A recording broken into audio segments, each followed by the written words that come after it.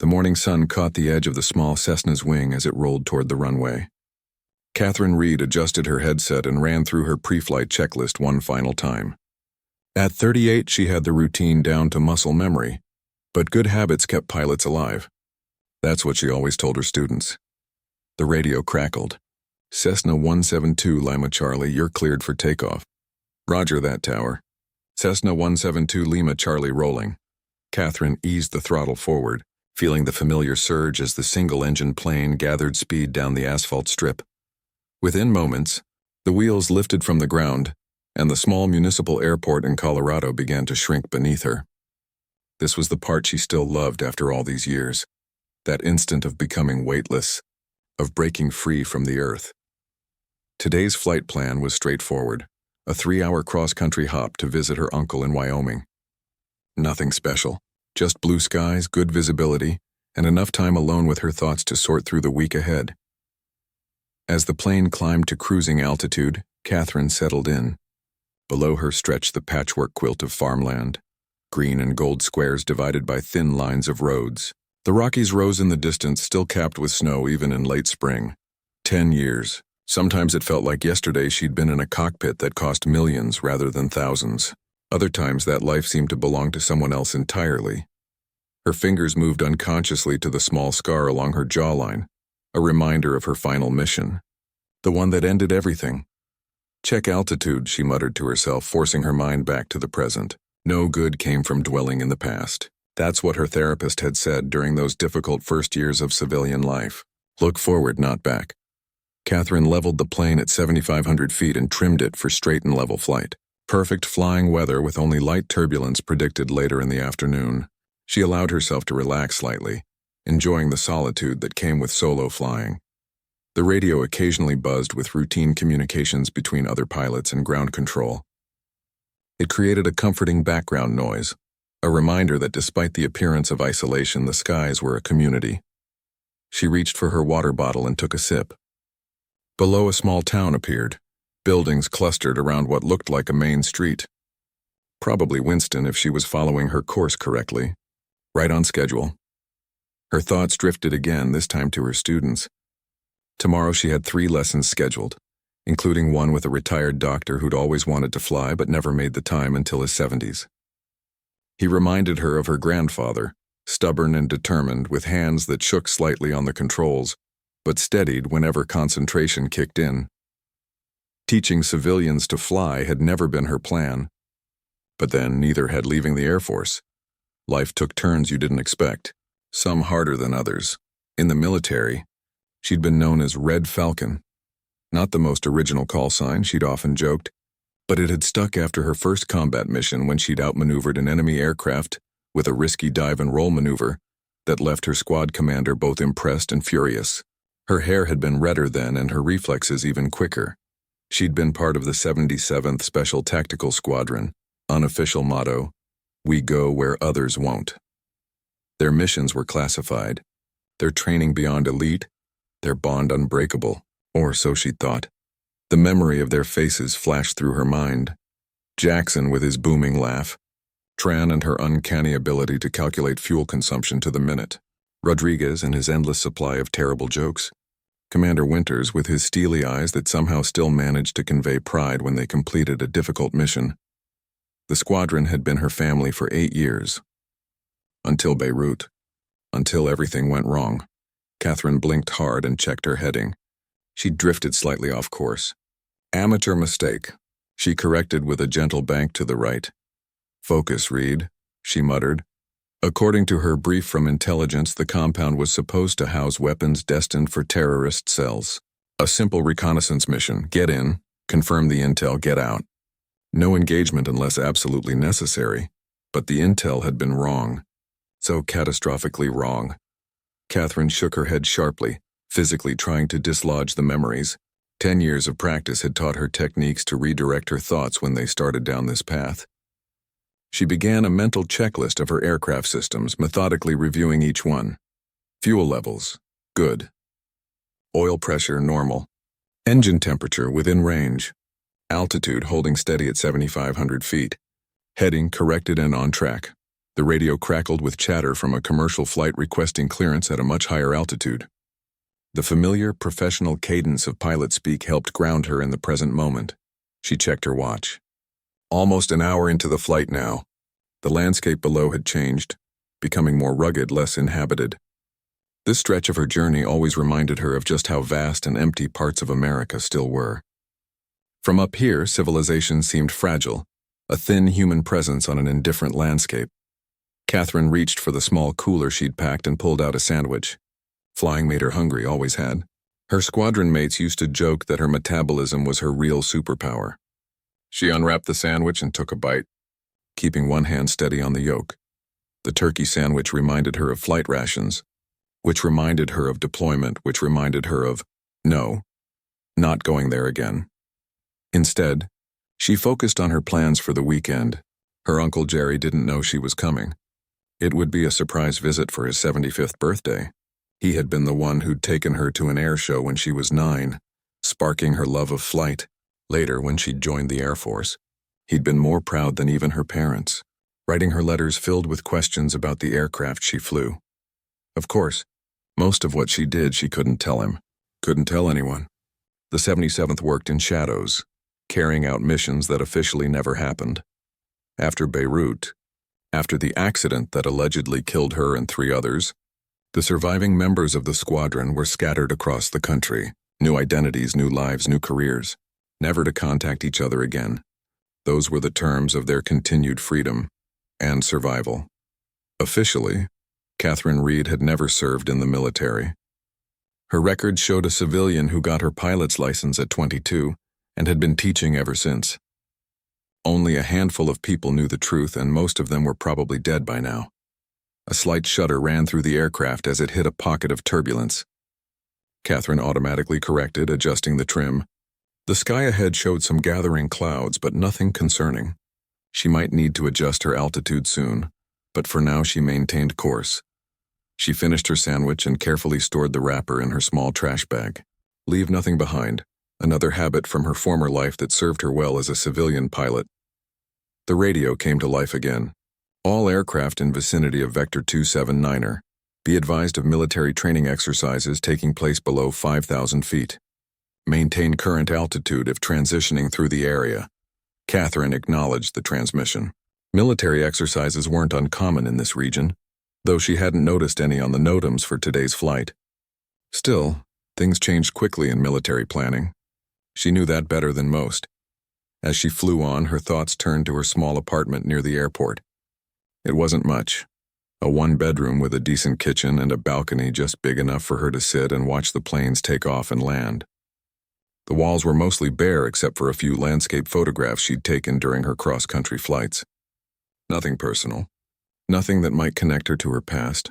Sometimes she wondered if she'd ever feel settled enough to put down real roots. Buy a house maybe. Get a dog. Normal people did those things. But after 10 years, she still lived like someone who might need to leave at a moment's notice. Trust didn't come easily anymore. Not after what happened with the squadron. Not after learning that the mission that killed her friends had been compromised from within. Her hand tightened on the yoke. Thinking about betrayal always made her tense up. She consciously relaxed her grip and rolled her shoulders. The clouds ahead were growing darker. Catherine checked her weather radar. Nothing serious showing, but weather could change quickly, especially near the mountains. She decided to climb another 1,000 feet to avoid the worst of any turbulence. As she adjusted her altitude, a flash of movement caught her eye. Far to her left, a momentary glint of sunlight on metal. Probably another small aircraft transitioning through the area. She scanned that section of sky but saw nothing more. Must have been a trick of light, she thought. Though her military instincts, dormant but never gone, nudged at her awareness. When you've spent years in hostile airspace, you develop a sixth sense for when things aren't quite right. Catherine continued her flight, now more alert, scanning the sky methodically as she'd been trained to do. The radio had gone quiet for the past few minutes, not unusual for this stretch of her journey, where coverage could be spotty. She was about to reach for her thermos of coffee when she saw it again. A definite flash of metal, this time to her right. And then another to her left. Her heart rate kicked up. One aircraft could be coincidence. Two, a pairing almost simultaneously on either side. That wasn't normal civilian air traffic patterns. Before she could process what was happening, her radio crackled to life with a voice using terminology no civilian controller would use. Unidentified Cessna at Vector 279er. Altitude 7500, you are entering restricted airspace. Maintain current heading and altitude. You are being intercepted. Catherine's blood ran cold. Intercepted. A word she hadn't heard in a decade, as if materializing from thin air. 4 F-16 Fighting Falcons appeared around her small aircraft, positioned in perfect formation. 2 flanked her, 1 flew ahead, and she knew without looking that the 4th would be behind her, boxing her in with military precision. Catherine's training kicked in automatically. Stay calm, follow procedure. Don't make sudden movements. The F-16 to her left edged closer, close enough that she could see the pilot inside the cockpit. The fighter jet's sleek form made her small Cessna look like a toy in comparison. Cessna 172. Lima Charlie. Acknowledge, the radio demanded. Catherine took a deep breath and pressed her radio button. This is Cessna 172 Lima Charlie. I acknowledge interception. I was not informed of any restricted airspace on this route. Her mind raced. There had been no notum, notice to airmen about restricted airspace. She'd checked thoroughly before takeoff, as she always did. Something wasn't adding up. Cessna 172 Lima Charlie, you will follow lead aircraft to landing coordinates. Maintain current altitude and reduce airspeed to 120 knots. Any deviation will be considered non-compliance. The voice was clipped professional and left no room for argument. Catherine knew the protocol. These weren't suggestions, they were orders. And military aircraft had the firepower to enforce them. Roger that. Following lead aircraft, reducing speed to 120 knots. Her voice remained steady, betraying none of the alarm bells ringing in her head. The lead F-16 dipped its wings slightly, a signal to follow, and began a gradual turn to the northwest. Catherine complied, keeping her movements smooth and predictable. The other 3 fighters maintained their positions around her, a deadly escort that left no avenue for escape. Not that she was planning to try anything foolish. Catherine had seen what happened to aircraft that didn't comply with military interceptions, back when she'd been on the other side of these encounters. As she followed the lead fighter, she mentally reviewed everything about her flight. Her plane was registered legally. Her flight plan had been filed correctly. Her pilot's license was current. She wasn't carrying anything illegal. She hadn't strayed off course into any known restricted zones, yet here she was, being escorted by 4 military aircraft toward an unknown destination. Could they have somehow discovered who she really was? Had her carefully constructed identity finally cracked? The thought sent ice through her veins. For 10 years she'd lived as Catherine Reed, flight instructor. 10 years of looking over her shoulder, of jumping at unexpected sounds, of scanning every room for exits when she entered. 10 years of nightmares about Beirut, about watching her squadron mates die while she escaped with 3 others. The radio crackled again. Cessna 172 Lima Charlie. Prepare to land at Military Auxiliary Field. Runway will be visible in approximately 5 minutes. Follow all tower instructions upon approach. Acknowledged, Catherine responded, fighting to keep her voice level. Request reason for interception and landing. There was a pause, unusual in these situations. Military personnel typically stuck to protocol, ignoring questions from intercepted civilian aircraft. Finally, reason will be provided upon landing. Maintain current heading and follow lead aircraft. Below her, the landscape had changed. They were flying over what appeared to be a vast military reservation, miles of restricted land with occasional buildings and structures scattered throughout. In the distance, she could make out a runway with approach lights activated. Catherine's mouth went dry. This wasn't just any auxiliary field. She recognized it even after all these years. Holloway Auxiliary Landing Field, a secure facility used primarily for classified operations training. She'd landed there dozens of times during her service with the 77th Squadron. Why here? It couldn't be coincidence. Someone knew who she was. As they approached the airfield, the lead F-16 began its descent. Catherine followed, adjusting her flaps and reducing speed further.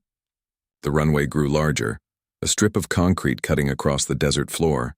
Ground vehicles were already positioned along its edges. Military police, she guessed, along with what looked like a fire crew standing by. Cessna 172 Lima Charlie. You are cleared to land on runway 27. Wind 3 knots from northeast. Follow lead aircraft's pattern exactly. Roger that, cleared to land runway 27. Catherine's hands moved with practiced precision, though her heart hammered against her ribs. The familiar rhythm of landing preparations, reducing power, extending flaps, adjusting trim, helped steady her nerves. Whatever was waiting for her on the ground, panicking wouldn't help. The lead F-16 touched down first, its landing gear sending up a small puff of dust as it contacted the runway. Catherine followed, making a smooth landing despite her inner turmoil.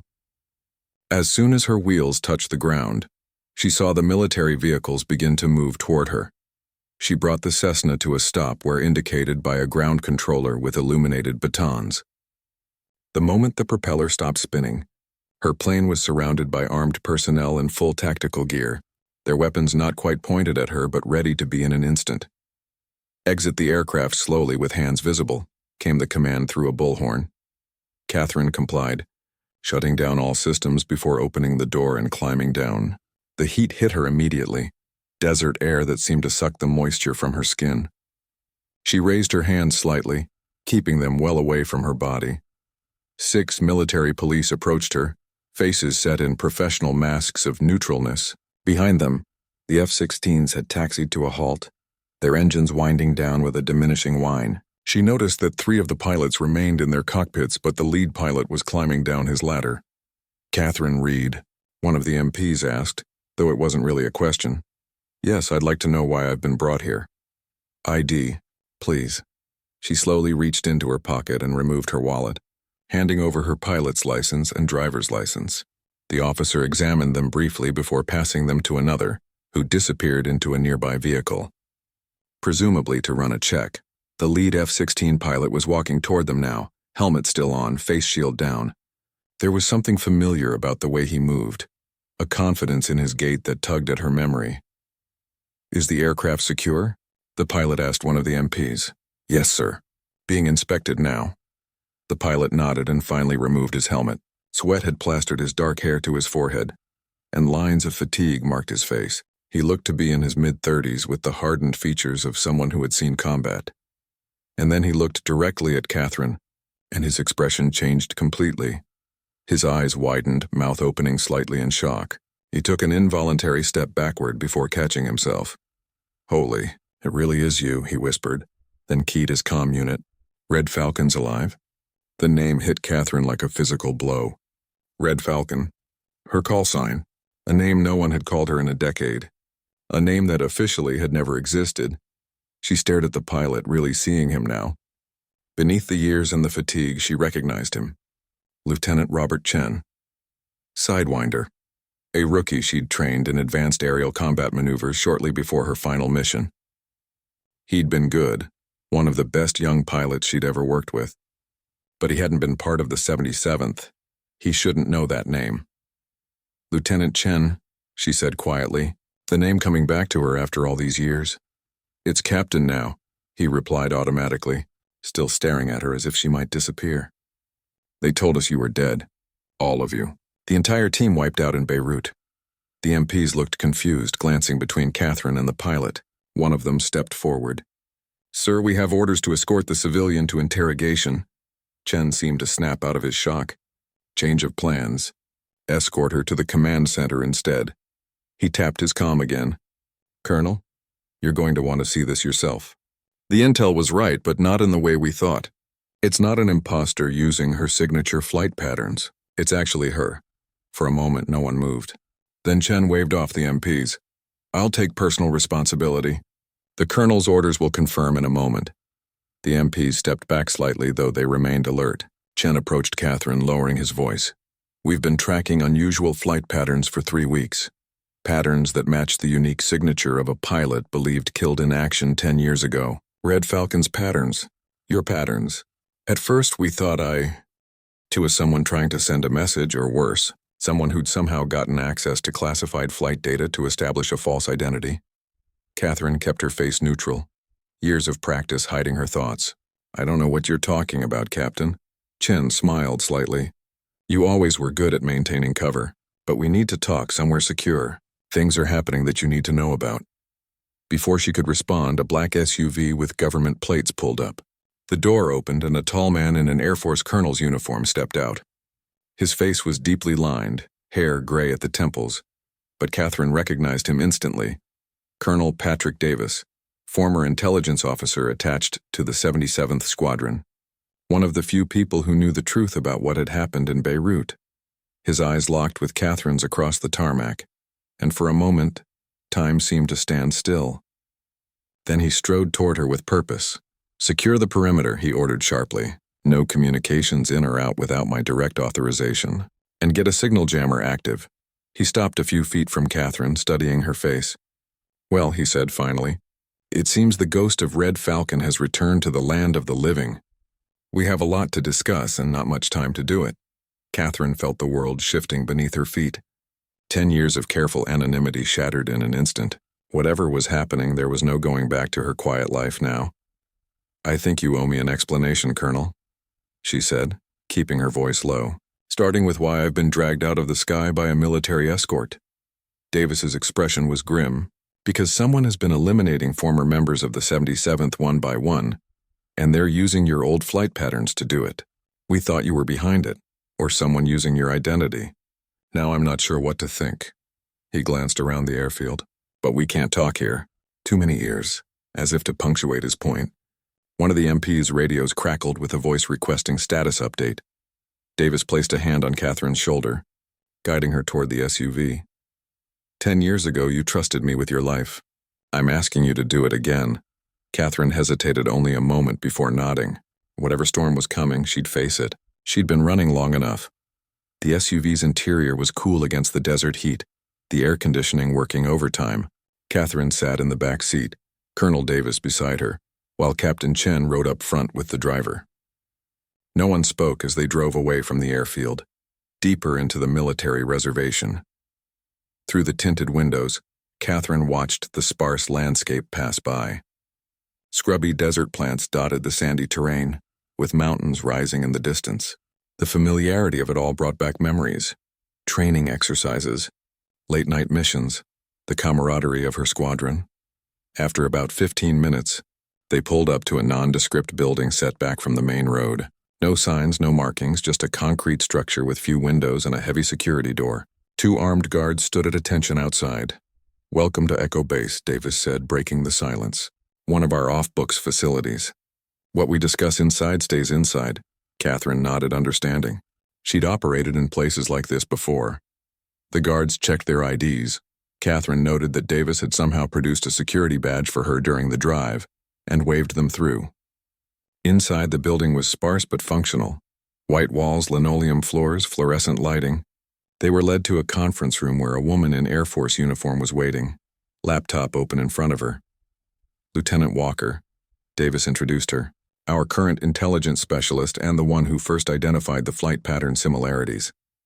Walker nodded at Catherine, her expression a mix of curiosity and wariness. "It's unusual to meet someone who's officially been dead for 10 years. Believe me, it's even more unusual to be that someone," Catherine replied dryly. Davis gestured for everyone to sit. The room had a large table with 6 chairs, a digital screen on one wall and no windows. Classic secure briefing room. Catherine took a seat facing the door. Old habits. "We need to bring you up to speed quickly," Davis said, his tone all business now. 3 weeks ago, former Air Force Captain Philip Norris was killed when his private plane exploded mid-air over Nevada. Catherine felt a jolt. Phil Phantom Norris, one of the 4 survivors of the Beirut mission. One of the ones who'd been given a new identity just like her. "The NTSB initially ruled it as mechanical failure," Walker continued, tapping keys on her laptop. The wall screen illuminated, showing photos of aircraft debris scattered across desert terrain. "But our forensic team found traces of military-grade explosives in the wreckage. 2 weeks ago," Davis picked up, "Dr. Thomas Wilson, formerly known as Lieutenant Thomas Whisper Wilson of the 77th Squadron, was found dead in his home in Oregon. Made to look like a heart attack, but toxicology found a nearly undetectable poison in his system. 1 week ago, retired Park Ranger Jeffrey Collins, formerly Technical Sergeant Anthony Beetle Richards, disappeared while on a hiking trip in Colorado. Search and rescue found his backpack with signs of struggle but no body yet. Catherine's mouth went dry. 3 of the 5 surviving members of her squadron, all dead or missing within a month. That leaves you, Chen said, leaning forward, and Commander Frank Pierce. The 5th survivor, their squadron leader, the one who'd gotten them out of Beirut. Where is he? Catherine asked. Off-grid, Davis answered. Completely. He hasn't used his new identity in any traceable way for at least 5 years. We're still looking. Catherine processed this information, her tactical mind already analyzing patterns.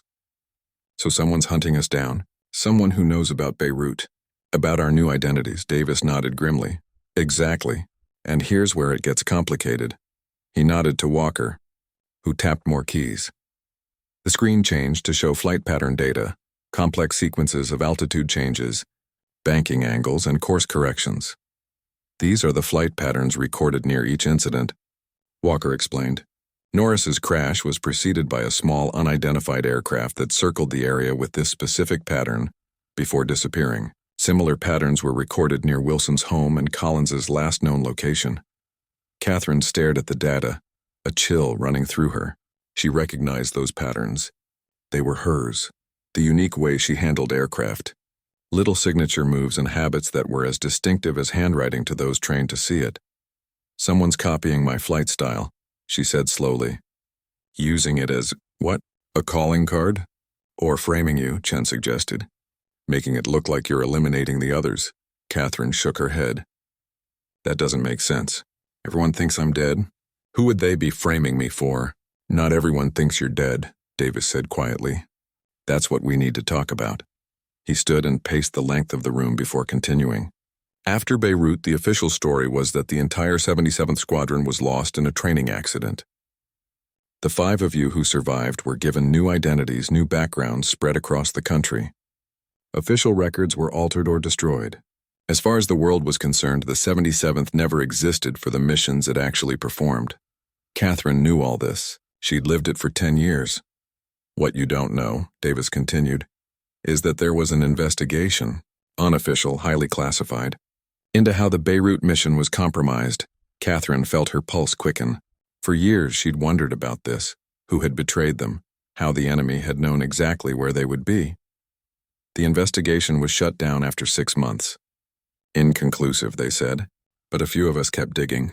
Me mostly, and what I found, Davis paused, his expression darkening.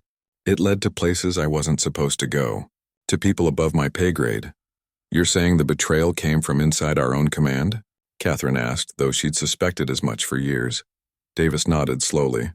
Not just inside command. From the very top. The room fell silent. Catherine absorbed this. Memories of that final mission flooding back, the ambush, the chaos, the desperate escape. General Howard, she said finally. Yes, Davis confirmed. General Victor Howard, the man who personally selected each member of the 77th. The man who assigned your missions. The man who arranged your new identities after Beirut. And now he's hunting us down, Catherine concluded. But why now? After 10 years? Walker turned her laptop toward Catherine. On the screen was a news article dated 3 weeks ago. The headline read, General Victor Howard nominated for National Security Advisor position. He's about to become one of the most powerful men in intelligence, Chen explained, with access to resources he didn't have before. The confirmation hearings start next month, and suddenly former members of a squadron that officially never existed start dying, Catherine said, connecting the dots. He's tying up loose ends before his background gets too much scrutiny. That's our theory, Davis agreed, and the timing fits. Catherine leaned back in her chair trying to process everything. Her former commanding officer, a man she'd respected and trusted, had betrayed them, tried to kill them, and was now finishing the job 10 years later. There's more, Chen said, glancing at Davis, who nodded permission. The weapon shipments you were sent to verify in Beirut? They were Howard's. He was selling U.S. military hardware to multiple hostile groups. The 77th stumbled onto his operation accidentally. The pieces were falling into place now. Catherine remembered how their original mission had been diverted at the last minute on Howard's direct orders. How the intel had seemed rushed, incomplete. How everything had gone wrong from the moment they touched down. How did you figure this out? She asked Davis. Years of careful digging. Connecting dots no one was supposed to connect, and he hesitated. I had help from Commander Pierce before he disappeared. He'd been gathering evidence from the beginning. Catherine nodded slowly. Frank had always been methodical, always thinking 10 steps ahead, so what now? She asked.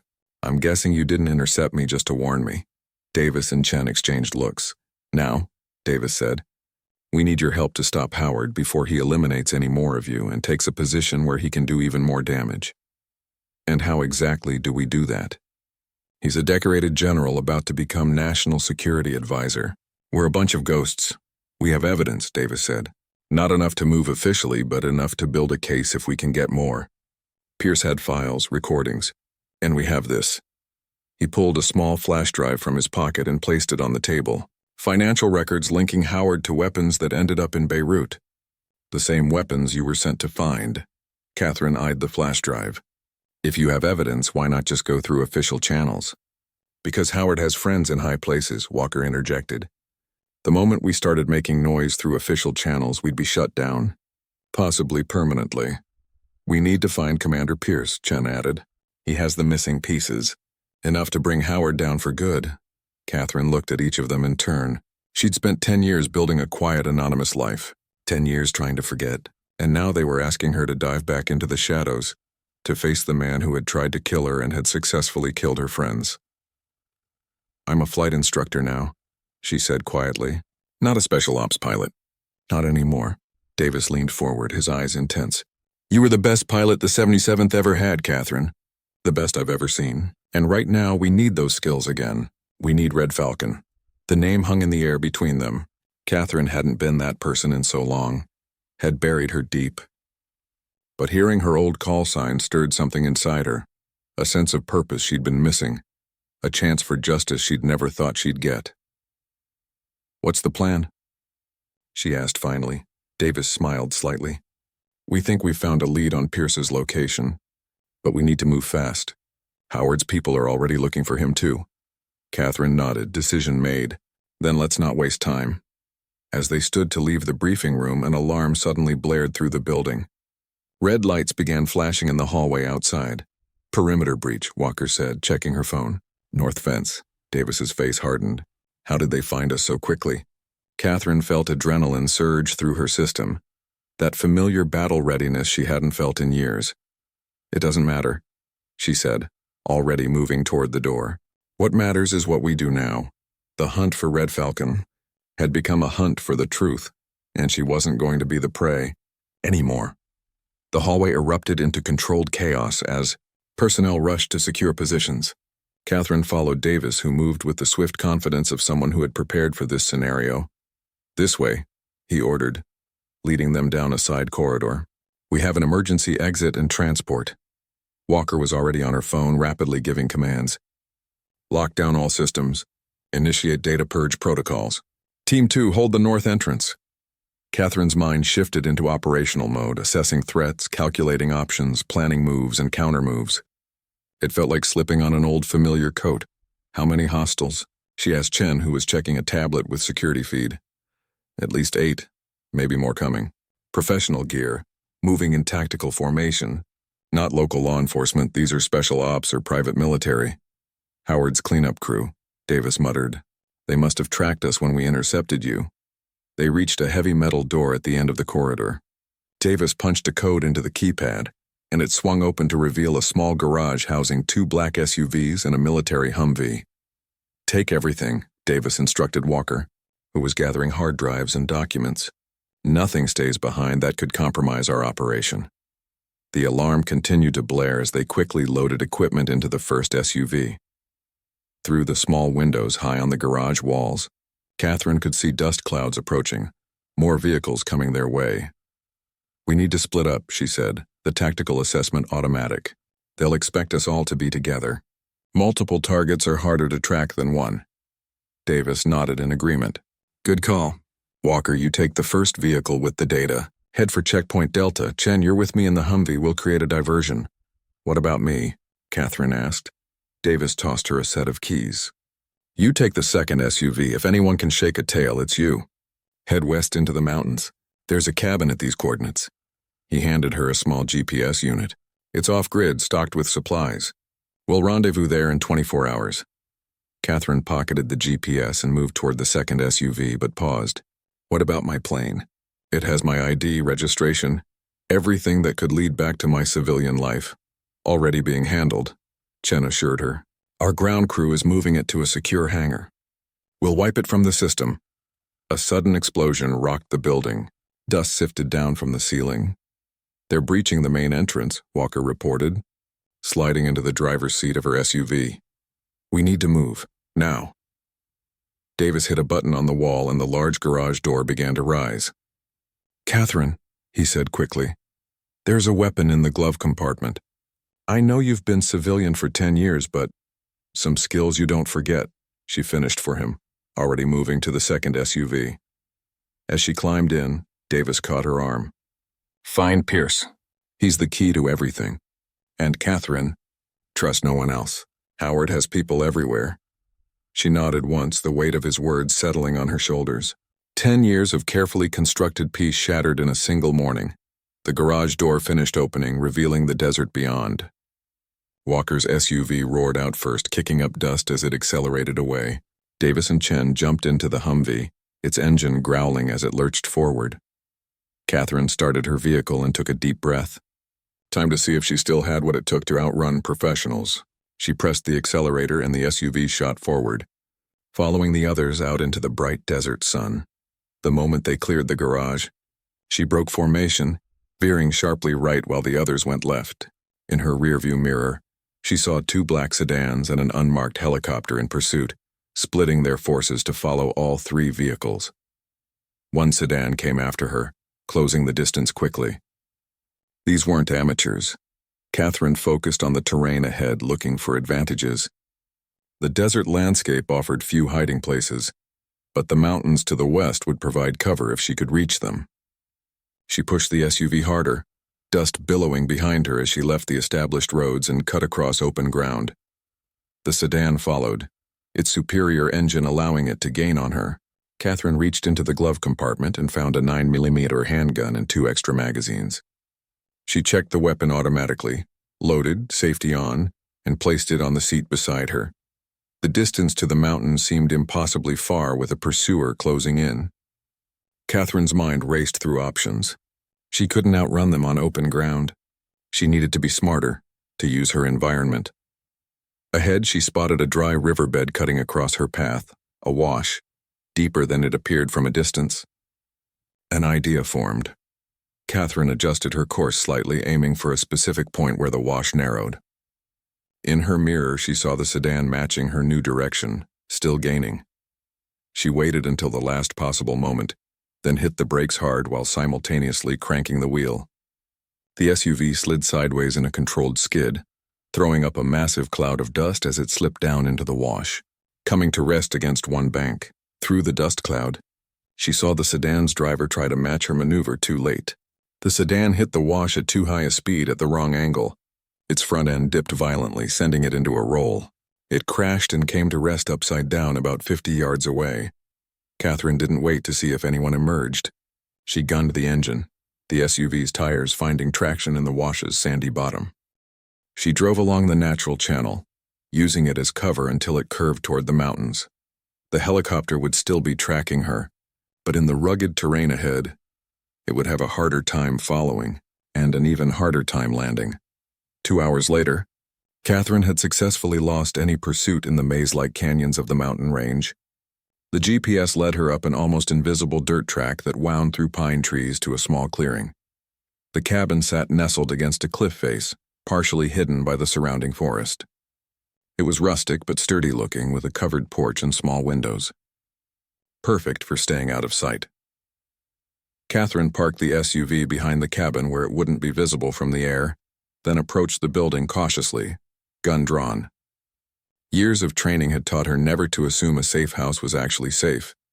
She cleared the cabin room by room, a simple layout with a main living area, small kitchen, bedroom, and bathroom. No one was inside. The place was basic but well-equipped.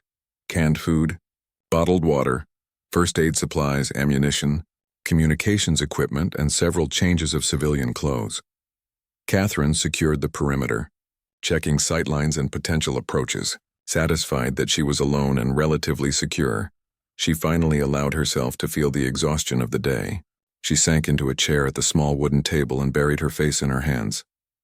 Hours ago, she'd been Catherine Reed, flight instructor, leading a quiet life in Colorado.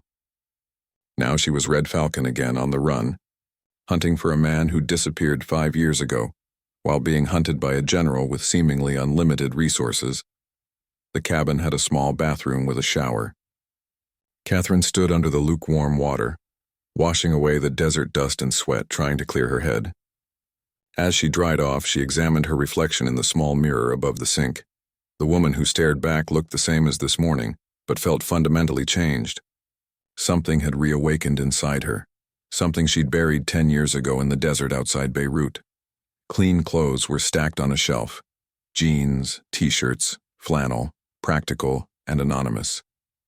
Catherine dressed quickly, then returned to the main room to examine the communications equipment. There was a satellite phone, but she hesitated to use it. If Howard had resources to track them to the secure facility, he might be monitoring satellite communications as well. Better to wait for Davis and the others before making contact. Instead, she turned to a locked cabinet in the corner. The combination was the same as the garage keypad. Davis was consistent that way. Inside, she found several laptops and external hard drives. One was labeled simply Beirut. Catherine booted up the laptop, which required another passcode. She tried the garage code again, but it failed. After a moment's thought, she typed Red Falcon. The screen unlocked. The files were organized chronologically, starting with the original mission briefing. Catherine began to read, immersing herself in the details of the operation that had destroyed her life. Much was familiar, but there were new elements, intelligence assessments she hadn't been shown, communications between Howard and unknown contacts, financial transactions linked to weapons dealers. Hours passed as she pieced together the puzzle.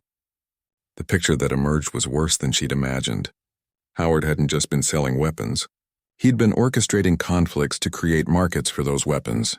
The Beirut operation had stumbled onto one small piece of a much larger network, a network that reached into intelligence agencies, defense contractors, and foreign governments.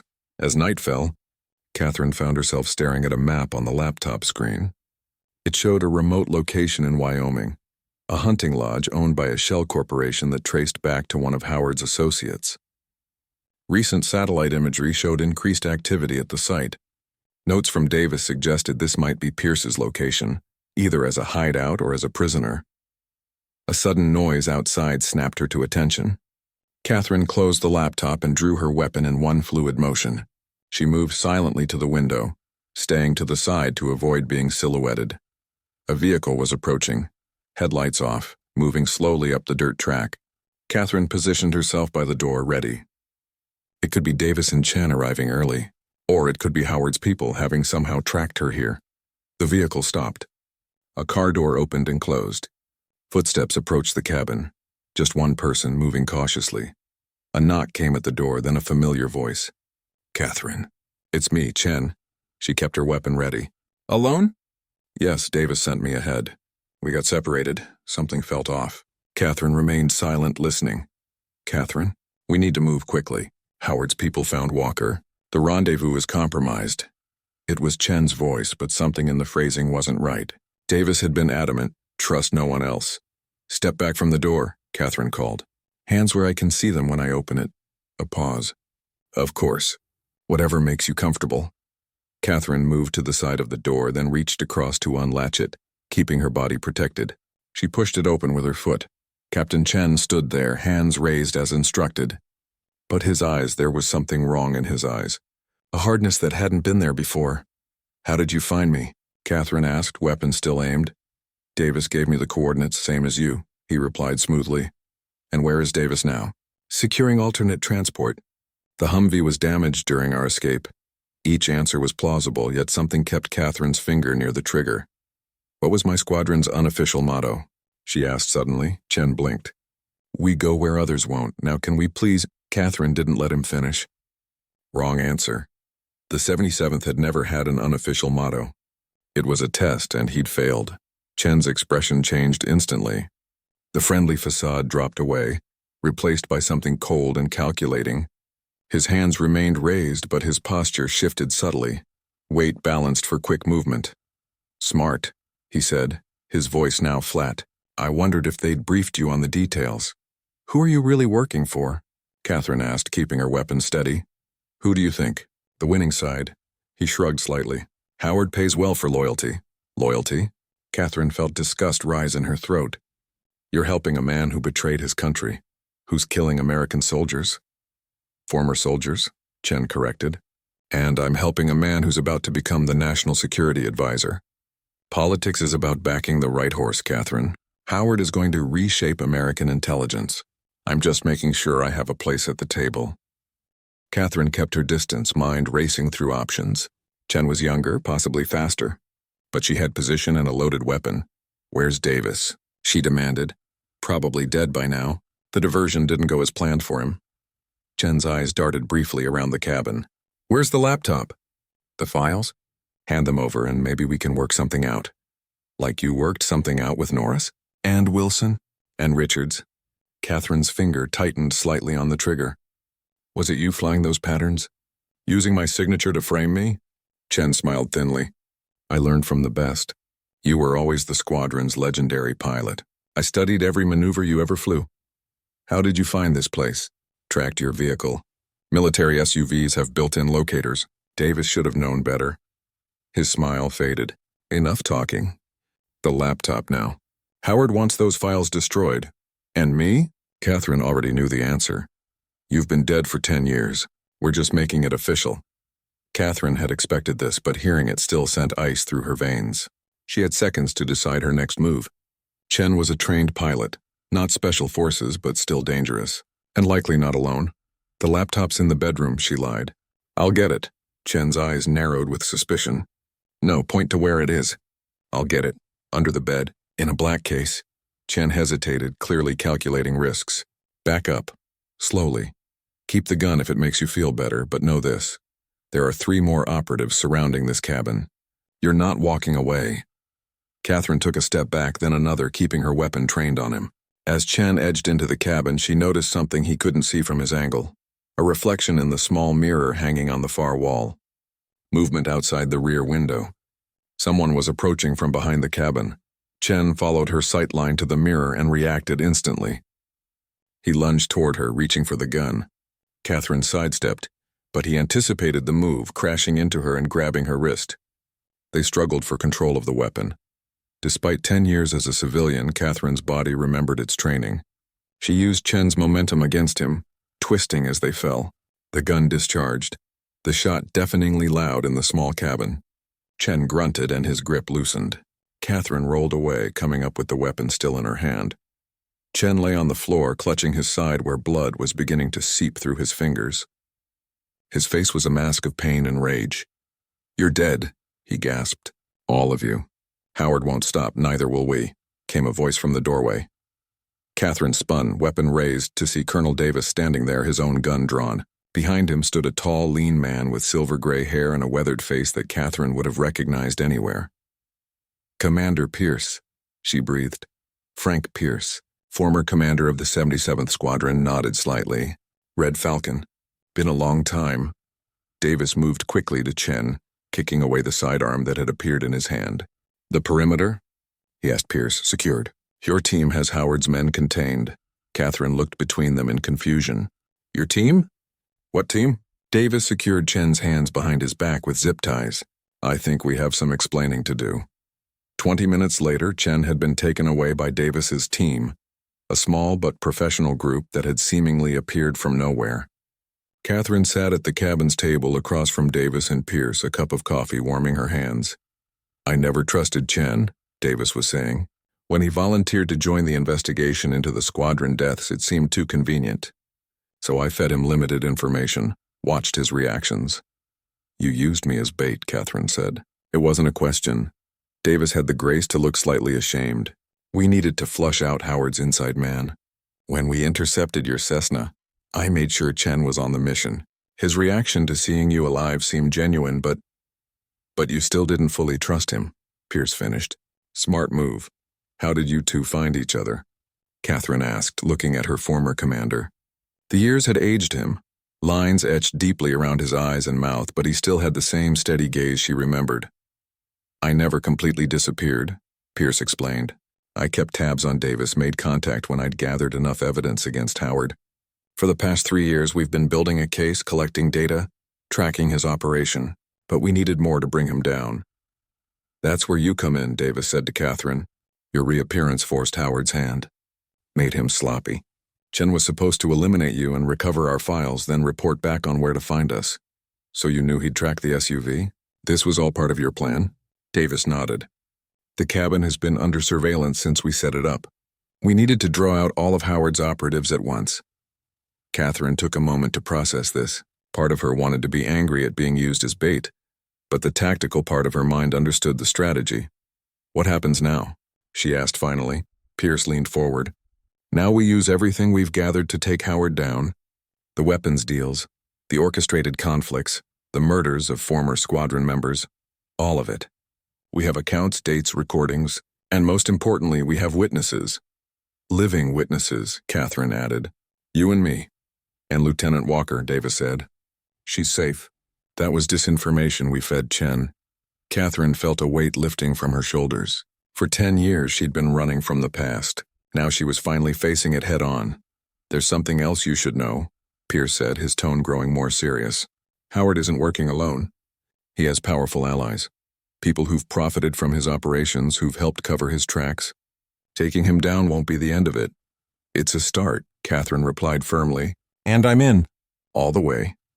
Davis smiled for the first time since she'd met him at the airfield. That's what we hoped you'd say. 3 weeks later, Catherine stood in the back of a crowded hearing room on Capitol Hill. General Victor Howard sat at the witness table, facing a panel of stern-faced senators. The confirmation hearings for his appointment as National Security Advisor had taken an unexpected turn when classified documents were delivered to key committee members. Howard's face was ashen as the committee chair read the charges: conspiracy, treason, arms trafficking, murder. His eyes darted around the room, finally landing on Catherine. For a moment, recognition flickered across his features, followed by shock. Catherine held his gaze steadily. Red Falcon wasn't hiding anymore. Outside the hearing room, Pierce waited with Davis. It's done, Catherine told them as she emerged. Howard's finished. They're taking him into custody. Phase 1 is complete, Pierce corrected. Now the real work begins, tracking down his network, his allies. The kind of work the 77th was formed to do, Davis added. Catherine nodded, understanding what they were suggesting. You're putting the squadron back together. Not officially, Pierce said. We'll operate outside traditional channels. Small team, select personnel, people who understand what we're up against. And you want me involved. Catherine thought about her quiet life as a flight instructor, the peace she'd found in ordinary days. Then she thought about her fallen squadron mates, about the betrayal that had gone unpunished for too long. The world needs pilots who can fly where others won't, Pierce said, echoing the words that had once defined their squadron. Catherine felt something settle into place inside her, a sense of purpose, of rightness. When do we start? We already have, Davis handed her a folder. These are the dossiers on our first targets, Howard's 3 closest allies in the weapons network. Catherine opened the folder, quickly scanning the contents. These are powerful people. Politicians, industry leaders. Scared people now that Howard's been exposed, Pierce countered. Which makes them dangerous. We'll need a plane, Catherine said, already thinking through logistics. Something fast but not military. Something that can operate without drawing attention. Davis smiled, already taken care of. Your Cessna's been upgraded with some special features. For the first time in 10 years, Catherine felt the familiar pre-mission energy, the focused clarity, the sharpened senses, the absolute certainty of purpose. Red Falcon flies again, she said quietly. As they walked out of the Capitol building into the bright Washington sunshine, Catherine knew her life had changed irreversibly. The past had caught up with her, but instead of destroying her, it had given her a second chance not just to live, but to make right what had gone so terribly wrong. The sky above was clear blue, unlimited, calling her back where she belonged.